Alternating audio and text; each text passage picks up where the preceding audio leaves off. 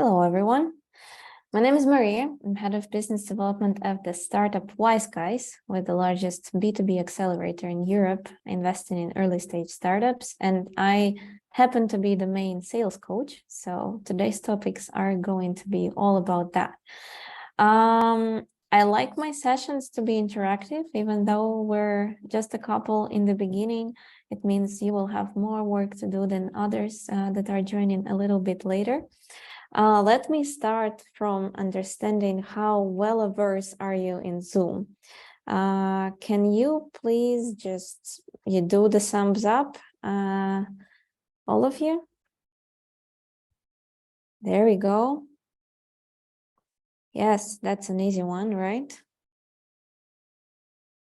Okay, Vanessa, I'm only waiting for you. There we go. Right. All right. I will use these emojis as your reactions for me during the workshop. Please stay with me, and that's how I will know that you guys are listening and I actually get the live feedback. Where do I start? Let me give you a little bit of the premises, the context of why am I here and why am I somebody who will talk you through about the sales and customer journey map as one of the exercises that can help you understand your customers better. My personal experience is already 9 years in IT sales. I say IT, which is very broad. So I started from the software development outsourcing company.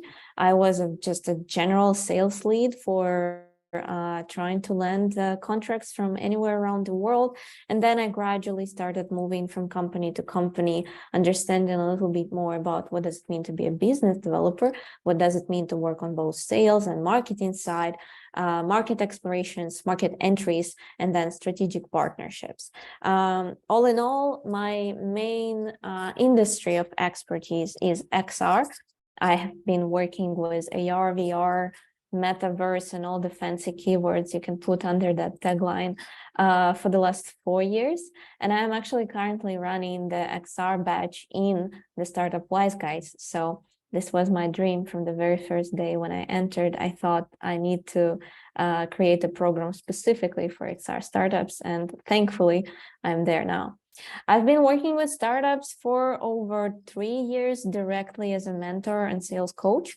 And I saw that some of the exercises that you implement in your day-to-day operations can actually help you understand a little bit more your sales operations and build them into a system and a playbook for whenever you will start getting your own salespeople.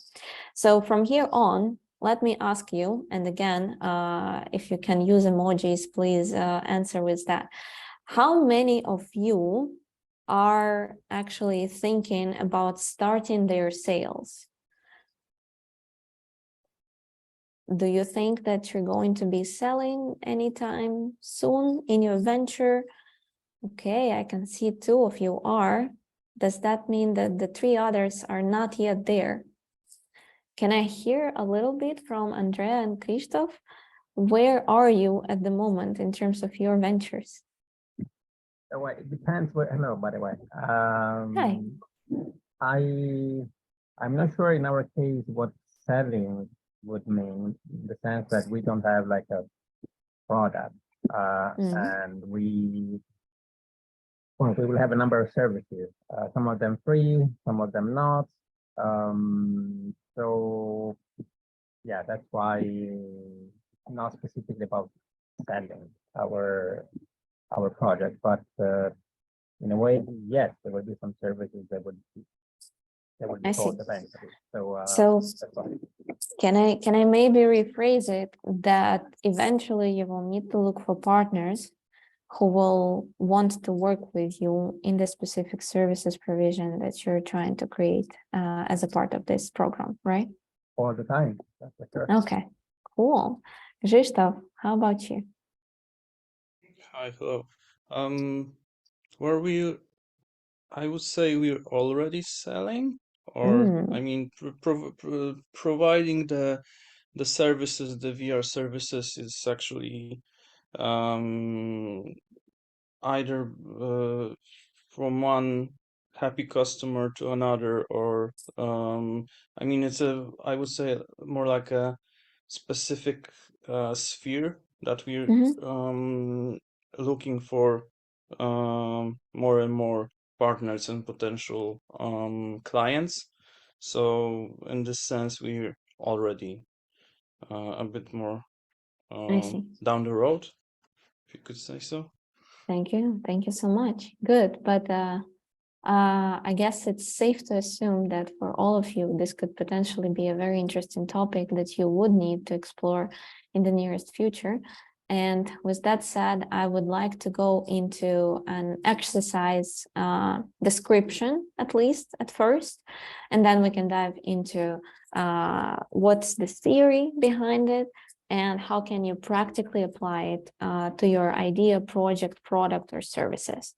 First things first, I guess one of the biggest problems and mistakes that the startups or early stage products are applying is that they always try to sell very directly, very pushily, because they think that this is the last chance ever. You know, you have to jump on your customers and just try to push it through. While somehow we tend to forget that there is always a flow to how things are happening, and there's always a natural way of actually getting to the sales point per se. What I mean is, at some point in your life, you've been sitting, let's use the American version, you've been sitting in your garage and trying to put some lines of code or some interesting project all together. And then all of a sudden you understood that, okay, this is a business idea that I would like to create, and I need to go out into the world and try to sell it. Somehow, from you having an idea and you having hypothesis about the problem that you're solving on the market, you jump right into selling and trying to push it with a sales proposition or a pitch that you think would be applicable to your market. What we're missing is that there is still a huge gap in between, which is called the market research, customer development, and customer interviews. Basically, from your idea to an ideal sales provision, the ideal proposal or offer or deck, there's still a lot of work ahead of you.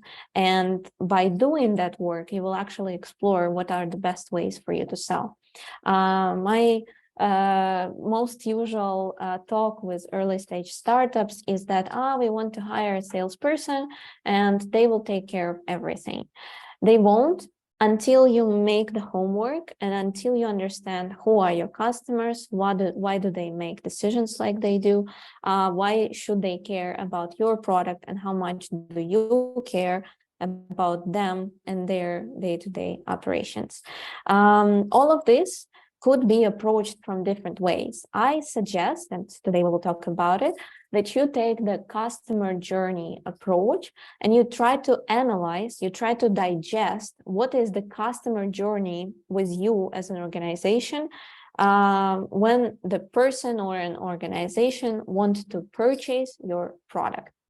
Have any of you heard of the decision-making curve concept? Again, show of hands, yay, nay.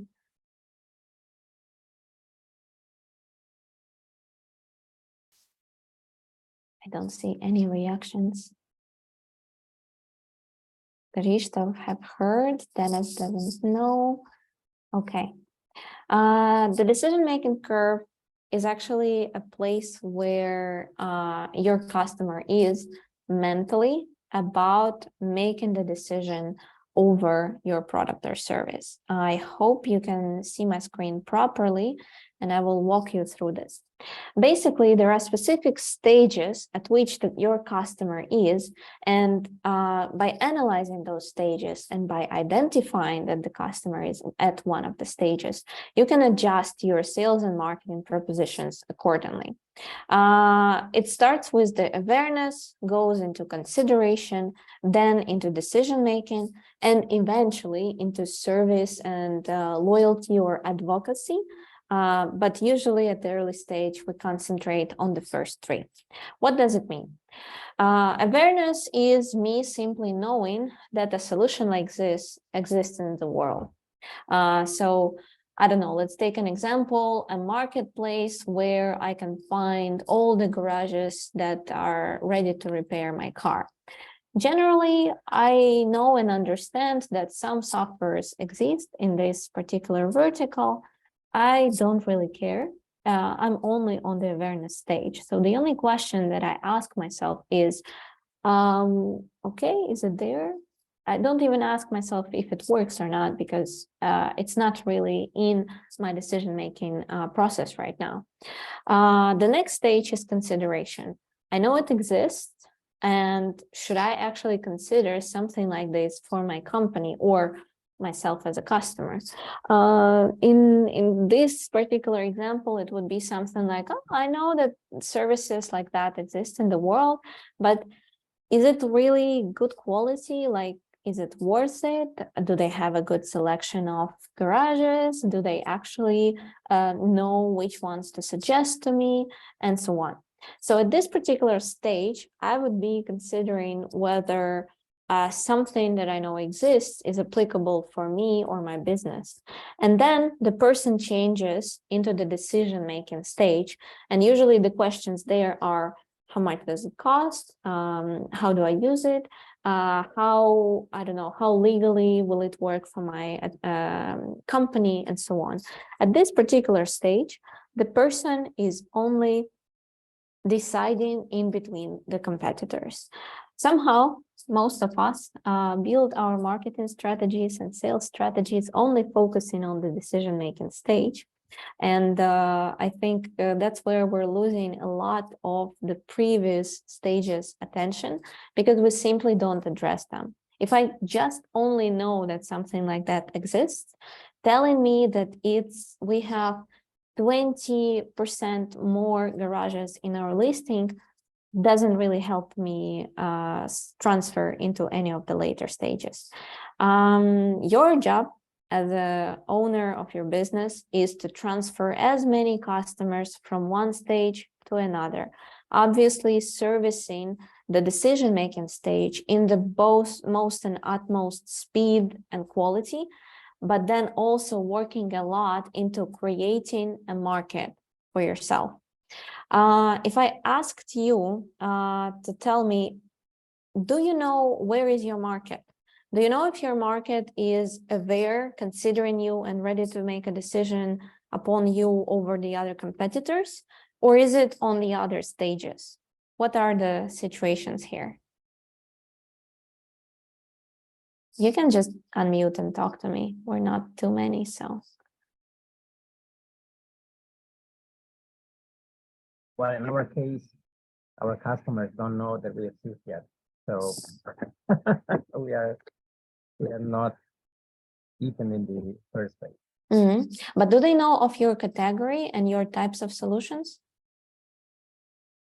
I don't think so. We are hoping that, well, as far as we know, there are no similar services to ours. So in theory, everything. Okay.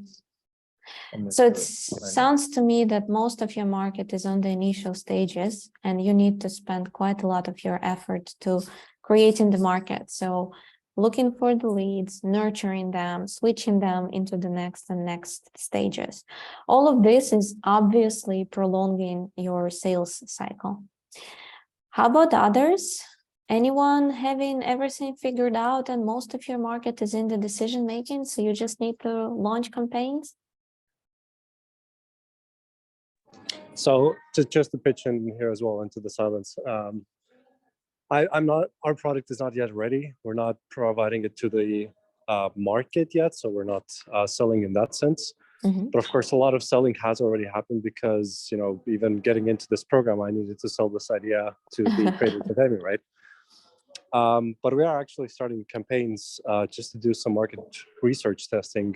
So we're going to use Google Ads to get out there and basically use email signups as a proxy for making a sale, just to have some numbers at this stage to, you know, take the next step.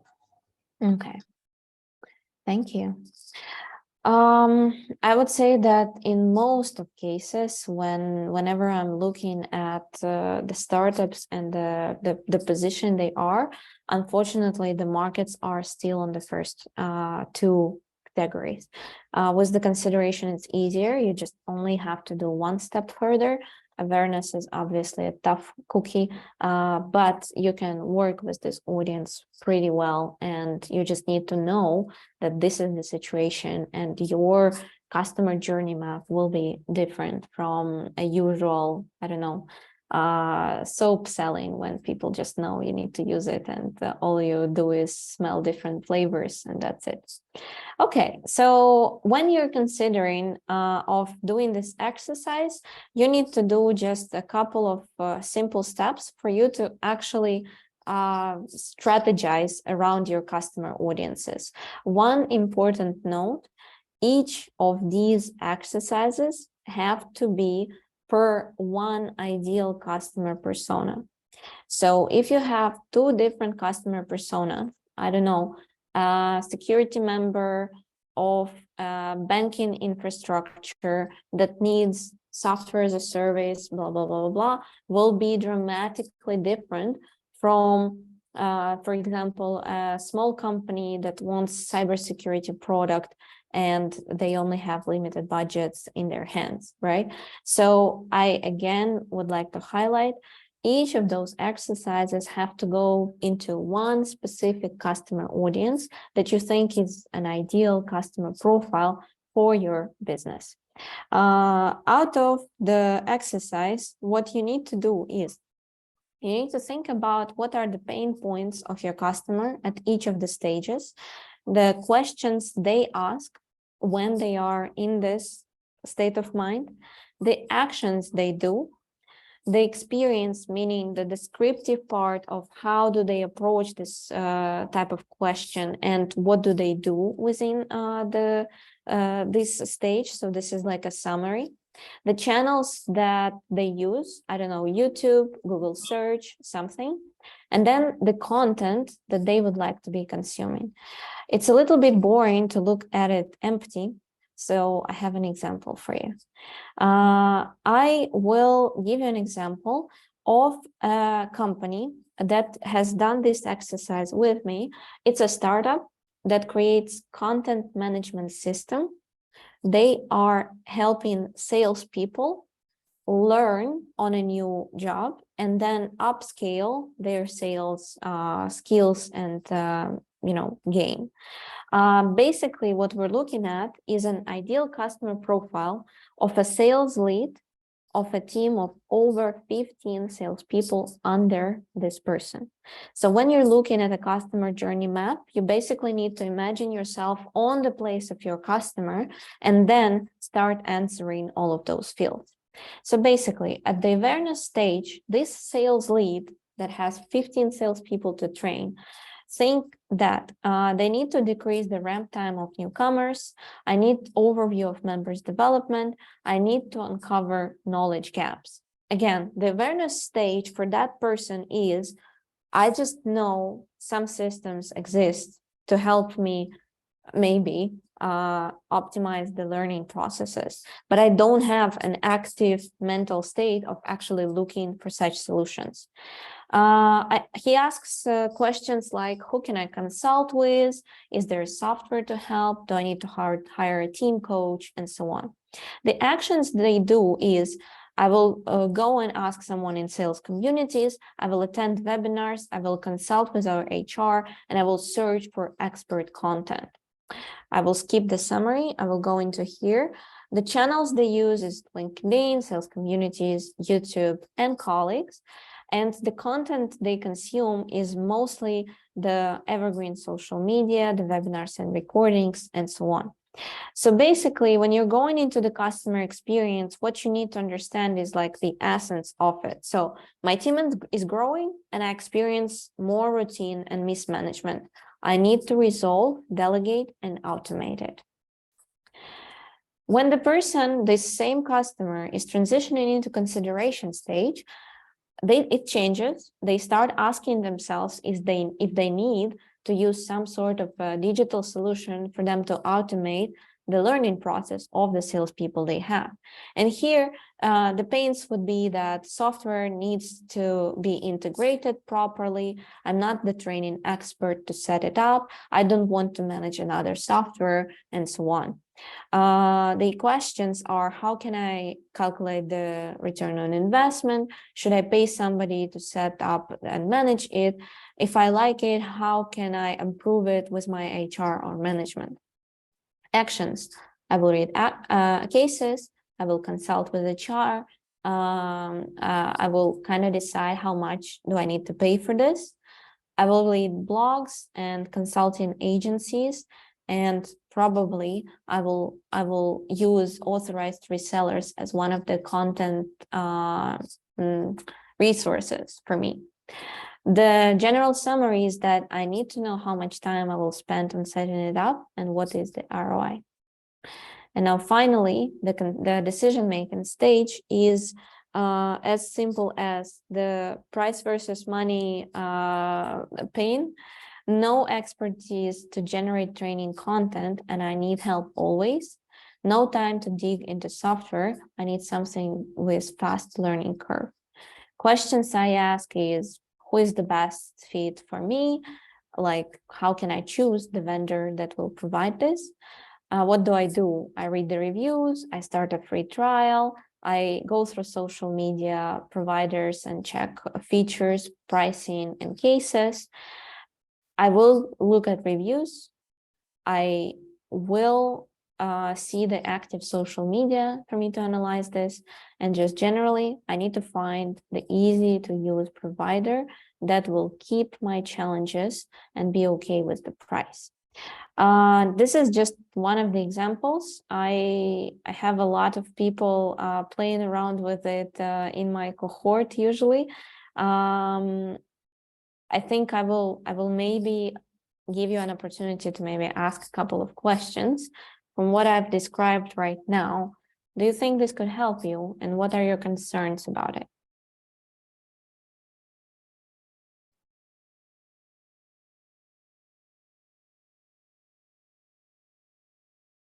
Are you yet at the stage where you could be actually looking into something like this and trying to put together the customer journey?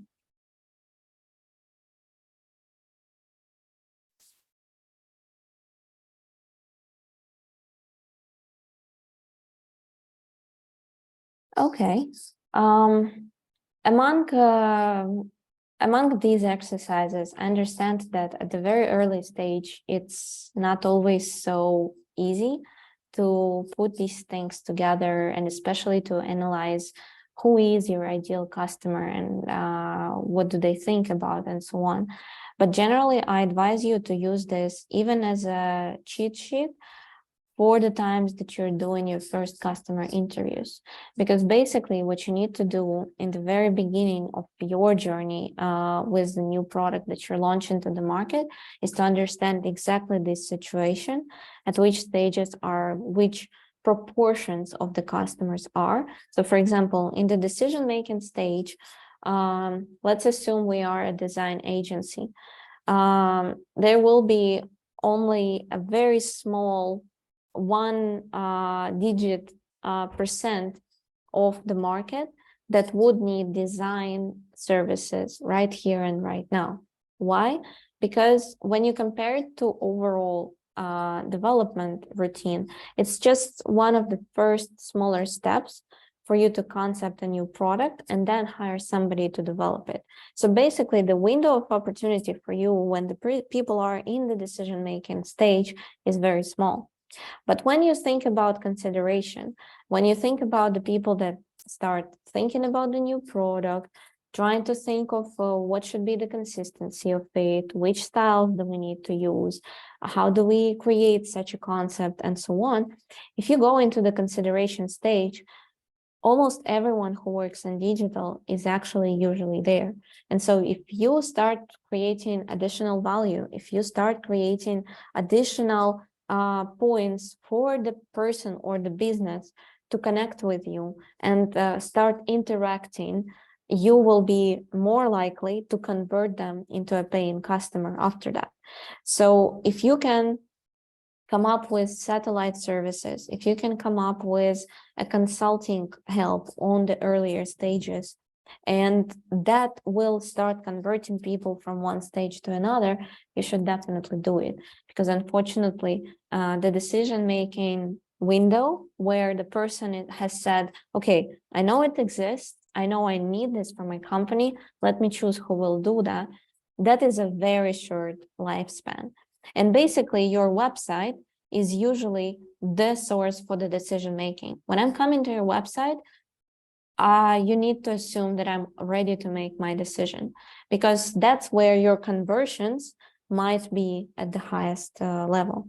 But all the other marketing materials, all the other ecosystem of things that you might be creating around your brand, they need to also address the previous stages.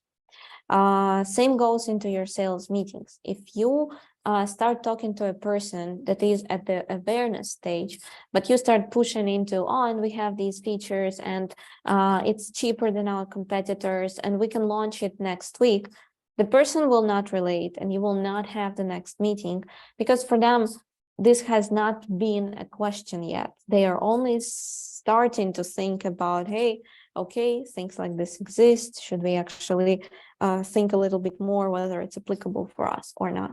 So whenever you sell, don't be that person that doesn't understand what's the situation in front of you at the table, and try to put more research into your sales processes. Always ask first, don't assume.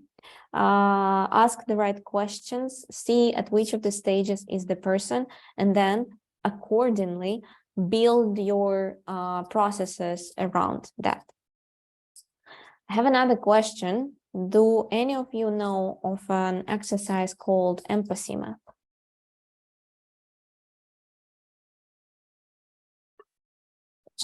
Just to engage a little bit, no. Hi, Sonia. Thank you so much. Hi.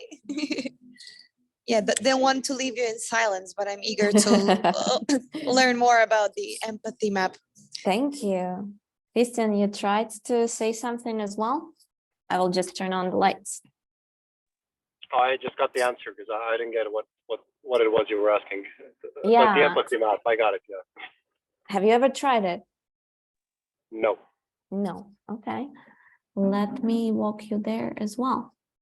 The empathy map is one of the easy places for you to, oh, it flew away. Okay, sorry for that. One of the easy exercises for you to think from a different angle about your customers, and again, where mentally and emotionally are they about the types of services or products that you're providing. Basically, it just answers 4 questions. What does the person see? What do they hear? What do they say and do? And what do they think and feel? Our Miro license have expired this week, and we didn't manage to fix it yet. So I cannot push it back here. The perfectionist in me is dying right now, but sorry, you'll have to live with that one. There are 4 very, very simple questions, but when you start looking into it and when you start analyzing the types of processes that are happening behind the person, what do they actually have as their own opinion versus what is the opinion that is brought up to them by their environment, it might give you additional tips on how to advertise or how to market a little bit better. So when we're looking at the C, this is the information that I search or stumble upon. So this can be both active and inactive or passive, meaning that the person might look to the street banners, or the person might follow a couple of opinion leaders on Twitter. All of those are the C metrics. So if I go again into that car marketplace example, what I see is the gas stations, or what I see is a poor service provision in most of repair shops that I've been to. I don't know. So the C is what you experience firsthand, which could be your proactive action or something you are exposed to. The hearing is the information that comes to me and I am influenced by. So it's not only listening to a radio, it's talking to your investors, it's talking to your employees, talking to your competitors, or listening to podcasts and so on. So whatever is the environment that delivers thoughts to you, you hear them and they potentially build up the reality where you are. So you're influenced by that information. The see and does is something that coming out of you proactively, but can also be something that you're trying to pose to the outside world. So for example, me working as head of business development in the startup Wise Guys, I say that we work with biggest collaborators in Europe. We know all the investors and so on. But what I do is I still reach out to them. I still try to build more and more connections because there's never enough of the networking. So this say and does can actually sometimes contradict when the person wants to hide, I don't know, some inadequacies of the situation they're in. And then the last one is the think and feel. And this is something that can concern me, excite me, fear me, and things like that. So I might not be looking for solutions like this because I'm afraid of losing my job, or I may not want to work with a startup because I am afraid that in front of my management, this will be seen as a risk project or risk budget. So I may be less into exposing myself to working with somebody less reputable or early on the market. Here's an example. I don't know if you will be able to see it properly. Let me try to put it all together. So we were doing this for, again, one empathy map per one ideal customer profile. And this was a consultant and entrepreneur. Basically, what do they see? They see different international practice and cases, broad media. They go to offline event on innovation, business innovation overall, niche investments and competitors, niche conferences, events online as well. What do they hear? Fellow startuppers, their customers, similar consultants, investors in decision making. What do they do and say? They say that they always have the deadlines. They actually evaluate previous cases and look for niche expertise. They build partner network. They choose the most reliable or cheap partner, depends. They look for developers everywhere, work on self-PR, and so on. What do they feel and think? They need the most efficient and checked solutions, never dedicate their resources to implementation. They are client feedback oriented. They, for example, value personal relations, feel confident in outsourcing and choosing a vendor, understands the roadmap. It can also be feels extremely unprofessional and doesn't want to look stupid in front of their partners.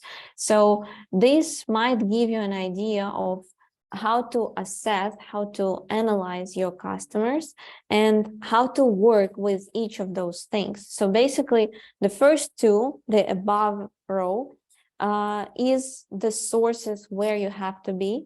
So you have to be talked about and seen by your potential customers. So how can you get there? And the below ones are something that you need to be addressing. So basically, when you are creating content, what you need to be focusing on is addressing the fears and concerns and helping them do or talk, do their things, do their operations even better, or talk about you so that for somebody else, you move into the here quadrant.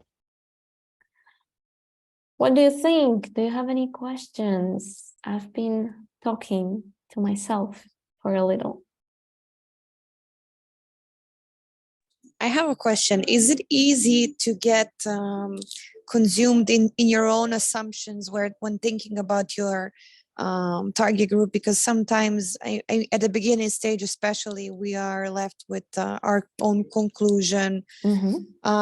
We don't get or have data in place to test our assumptions. So how do you think the empathy map needs to be revisited throughout our campaign or content activities? Of course, you can get caught up in your own hypothesis about who are your customers and what do they live, what do they think and fear. But you need something to start with. So I would say that whenever you come up with a customer audience and you think that you need to be working with those people, draw your conclusions, give them a specific color, and then every time going into a meeting with potential person from this audience, verify if you're right or wrong. Make notes, update it. This is not something that you do once and then you forget forever, and maybe you just show every once in a while to your salespeople because you're onboarding them. This is a working document. This is something that has to live and breathe as long as you're learning about your market and your customers. But thank you for your question. Noted. Thank you. Thanks. Anyone else? Do you have questions?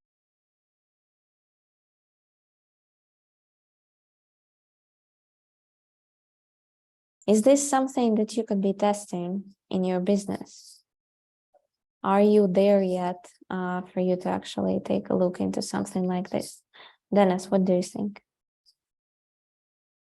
I'm not there because I have a lot of to do right now, and I am a solo funder right now. And this stage, I don't work on my business.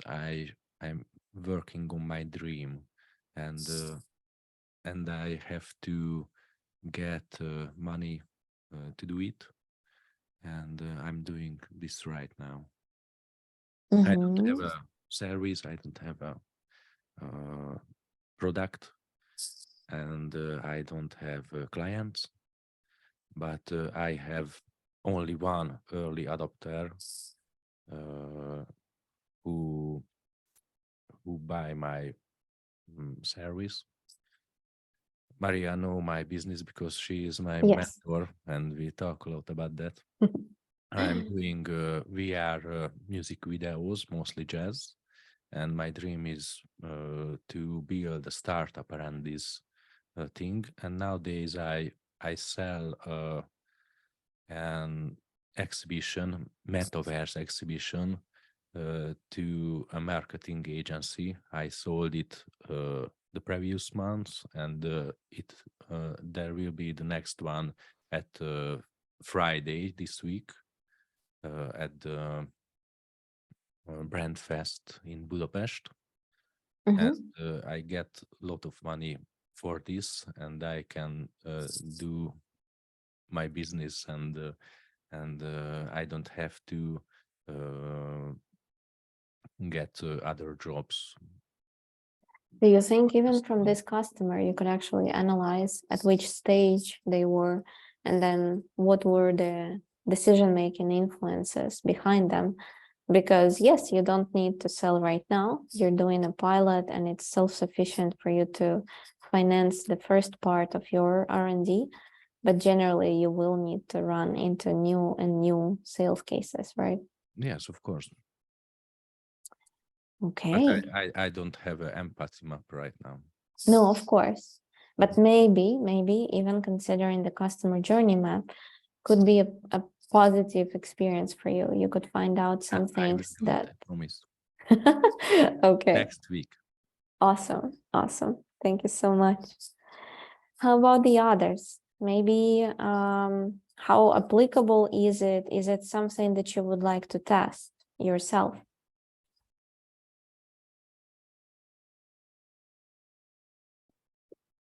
Sure. Potentially, it's all very say, interesting and promising. Although maybe some sections of them they might be, how to say, not applying to what they're doing. But yeah, for the future, definitely, it all looks pretty useful All right. in theory. And as I said earlier, at this stage, but hopefully it won't take too long. But yeah, they're not there yet. So, but yeah, sure, absolutely positive. Thanks. Thank you so much. Well, again, final feedback from me. The most important thing you could be doing in your business is trying to understand your customers better every single day. So doing customer interviews, when you have a set of questions in front of you, where do they live, meaning digitally, like what do they read, what do they look for when they're online, how can you become a part of their digital presence in the future, that should definitely be a part of your conversations. Even when you're meeting them for the first time, one of the first questions should be, do you know of a solution like ours? If the answer is yes, then you should be asking, okay, but did you consider using something like this in your business? If the answer is no, then they're in the consideration stage and you need to go through a set of things that you think is applicable for that particular stage.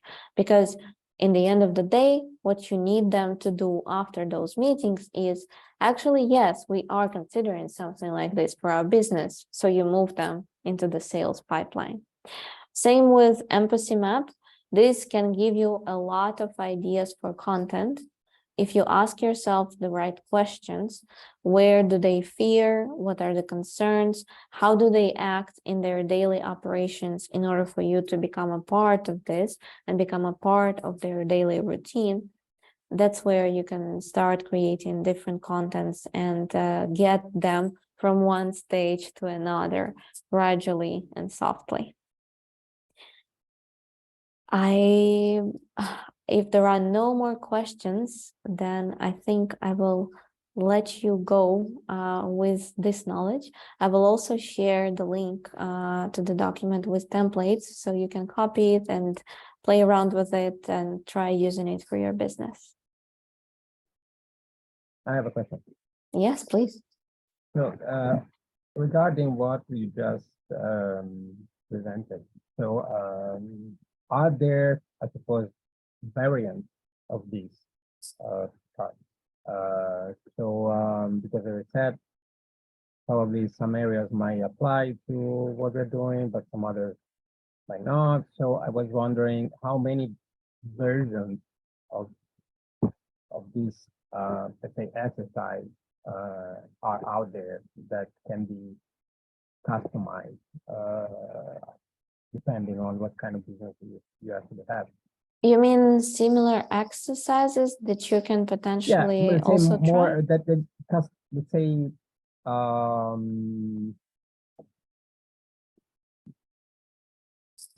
they seem pretty strict. What at least judging from what I could see from here. So I was wondering if actually they can be modified. Obviously, you can definitely modify and try to play with it. This is just the standard template. What you need to probably analyze is what are the things that you're missing, or what are the excessive things that you don't really need. But generally speaking, the fact that not all the answers are there, it's okay. If you're still exploring, that's totally fine. But generally, you have to come to a solution where you know the answers to all of these questions, which means that you need to define your customer really, really well. For me, in my previous company, when we were analyzing the customers, one of the customer audiences was a CMO of FMCG company, which can be like almost whatever in the corporate market. When I started analyzing and doing these exercises, I actually understood that I need a middle operations marketing manager who has yearly budgets and a KPI of doing at least 2 campaigns per year needs to cover a specific local market and needs to get PR coverage because the campaign was creative enough. It has to be internationally recognized brand with a local representative within a specific niche or audience. Only when I understood my customer this much, I could have done actually the whole exercises. So I got Vodafone as customers, Skoda as customers, I got Danone as customers, but only because I started understanding that I don't need, you know, a random marketing manager from somewhere. I actually knew exactly that this is a large corporate with consumer-facing market that needs to do campaigns with physical products being advertised and being released every half a year or more. And only after that, I actually could come up with a proper sales strategy. So this is again back to what I started with, from an idea of what is my product to an actual sales strategy. You need to go through all of this research and development until you can actually figure out your sales blueprint. So let's say that's the journey. Are there more exercises? Obviously, you can do business canvas, you can do lean business canvas, you can do any sort of ICP metrics and analysis. Like there are many different things.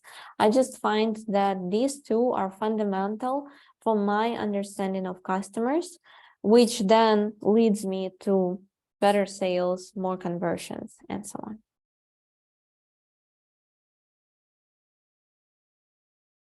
Thanks for your question. Anyone else? All right, it seems like we're done for today. Thank you so much for showing up, and thank you for your questions and engagement.